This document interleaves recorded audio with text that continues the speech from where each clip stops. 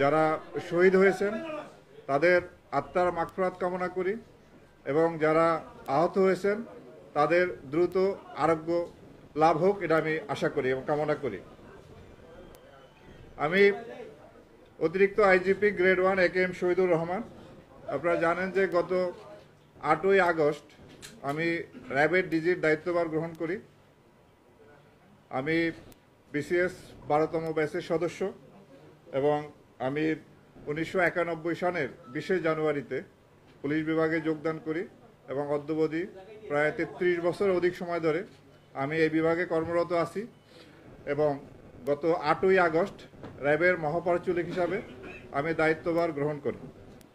প্রিয় সাংবাদিকবৃন্দ, আপনারা জানেন যে গত 5ই আগস্ট সরকার পতনের পরে যখন বাংলাদেশে পুলিশ বিভাগের বিভিন্ন র্যাঙ্কের সদস্য, পুলিশ হেডকোয়ার্টার্স, ডিএমপি, এই সদস্যরা তখন কর্মস্থলে ছিলেন না। তখন ওই সময় ঠিক কোনো সরকারও ছিল না। 6ই আগস্ট যখন আমি জানতে পারি যে পুলিশ লাইন রাজারবাগে সেখানে আমাদের পুলিশ সদস্যরা তারা এক ধরনের বিদ্রোহের মনোভাব পোষণ করে সেখানে অবস্থান করতেছিলেন এবং এই ঢাকা সহ দেশের বিভিন্ন জায়গায় আমাদের যে আক্রান্ত থানা ফাঁড়িতে অনেক পুলিশ সদস্যদের লাশ পড়েছিল। তখন পুলিশ বাহিনীকে নেতৃত্ব দেওয়ার মতো কোনো অবস্থা ছিল না।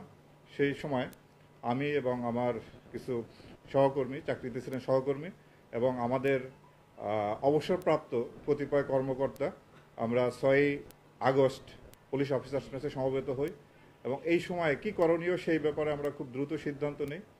আমরা জানি যে দেশের আইন শৃঙ্খলা পরিস্থিতি তখন খুব খারাপ অবস্থায় ছিল, কোথাও কোনো পুলিশ কাজে ছিল না। সে অবস্থায় দ্রুত কিভাবে এই পরিস্থিতি নিয়ন্ত্রণে আনা যায় সেই জন্য আমরা সেখানে সলা পরামর্শ করি এবং দ্রুত এই পরিস্থিতি স্বাভাবিক করার জন্য আমরা সিদ্ধান্ত গ্রহণ করি। তো আমাদের প্রথমেই দায়িত্ব ছিল পুলিশকে একটা স্বাভাবিক পর্যায়ে নিয়ে আসা। সে প্রেক্ষিতে আমরা কতিপয় সদস্য রাজারবাগ পুলিশ লাইনে যাই। আপনারা জানেন যে সেখানে সশস্ত্র অবস্থায় আমাদের 4-500 পুলিশ সদস্য তারা কর্মবিরতি পালন এবং এক ধরনের বিদ্রোহের মনোভাব পোষণ করে আসছিল।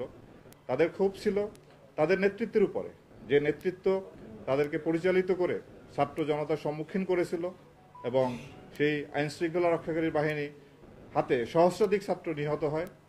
এই ক্ষোভ যে এই সময় তাদের নেতৃত্বে কেউ ছিল না সেখানে, ওই পরিস্থিতি দ্রুত সামাল দেওয়ার জন্য আমি আমার কিছু সহকর্মী নিয়ে রাজারবাগ পুলিশ লাইন্সে যাই এবং তাদের কাছে গিয়ে তাদেরকে বিদ্রোহী মনোভাব থেকে নিবৃত্ত করে স্বাভাবিক কাজকর্মে ফিরিয়ে আনার জন্য আমি উদ্যোগ গ্রহণ করি এবং জানেন যে সে কাজটি অত্যন্ত ঝুঁকিপূর্ণ কাজ ছিল।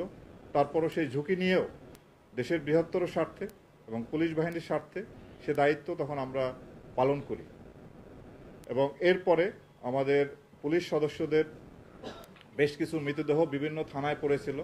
আমরা কয়েকটি গ্রুপে বিভক্ত হয়ে সেখানে আমাদের টিম পাঠাই এবং সেই মৃতদেহগুলিকে আমরা রাজারবাগ পুলিশ স্টেশনে নিয়ে আসা এবং সেগুলির আপনার পোস্টমর্টেম করা এবং তারপরে সৎকারের প্রয়োজনীয় ব্যবস্থা গ্রহণ করে তাদের আত্মীয় স্বজনের কাছে হস্তান্তরের জন্য আমরা উদ্যোগ গ্রহণ করি। এরপরে আইন শৃঙ্খলা পরিস্থিতি স্বাভাবিক রাখার জন্য আমরা কাজ করে যাচ্ছি এবং আপনারা জানেন যে 8ই আগস্ট ইন্সপেক্টর জেনারেল এবং ডিএমপির পুলিশ কমিশনার এবং আমার পদায়ন হয় এবং 8 তারিখ আমি ডিজি র্যাবের দায়িত্বভার গ্রহণ করি। তো সেই প্রেক্ষিতে সেই থেকেই আমরা আইন শৃঙ্খলা পরিস্থিতি স্বাভাবিক রাখার জন্য কাজ করে আসতেছি। আপনারা জানেন যে আইন শৃঙ্খলা পরিস্থিতি একটা চ্যালেঞ্জের মধ্যে আমরা ছিলাম। বাংলাদেশ পুলিশের সদস্যদের তাদের যে নিয়মিত কর্মে নিয়োজিত হওয়ার ক্ষেত্রে বেশ কিছুদিন সময় লেগেছে। ওই সময় আইন শৃঙ্খলা পরিস্থিতি খারাপ ছিল, বিভিন্ন জায়গায় ডাকাতি ছিনতাই সংগঠিত হয়েছে। বাট আমি জনগণকে ধন্যবাদ জানাবো, ওই সময় তারা নিজেরাই দায়িত্ব পালন করে এই অপরাধ দমনের জন্য এবং তারা এলাকায় পাহারা দিয়ে পরিস্থিতি নিয়ন্ত্রণে আনার জন্য চেষ্টা